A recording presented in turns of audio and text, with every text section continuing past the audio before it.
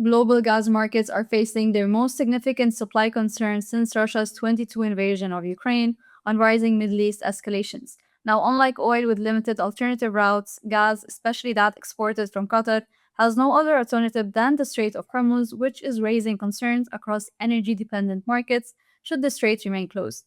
Hello, everyone. This is Razan Hilal, market analyst with Forex.com, live from Dubai. Today is March 4th, 2026.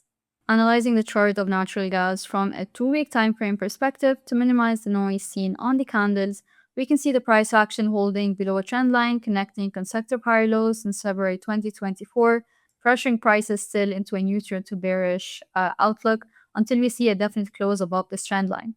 Now, given the rising Middle East escalations, we have potential forecasts for a breakout beyond the bounds of this trend line, yet with recent also headlines pointing towards potential peace deals and talks between Iran and Trump. These bullish scenarios can be reversed back, especially for oil prices, should we have peace deals entering back into the headlines and into market sentiment and expectations. We can see prices revert at least back to Monday's opening gaps. Now, should we have a clean close above the 3,200, we can possibly expect further supply disruption risks and bullish potential for gas prices, possibly aligning back with the 4,100 mark.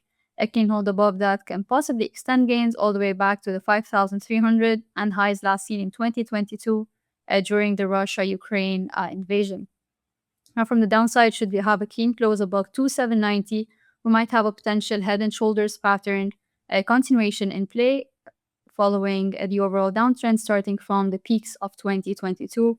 Then we can be expecting steep drawdown risks equivalent to the distance between the head and the neckline, passing through key levels, the 2250 mark, the 1860, and the 1530 for either another dip buying zone or an extended drawdown for natural gas prices globally.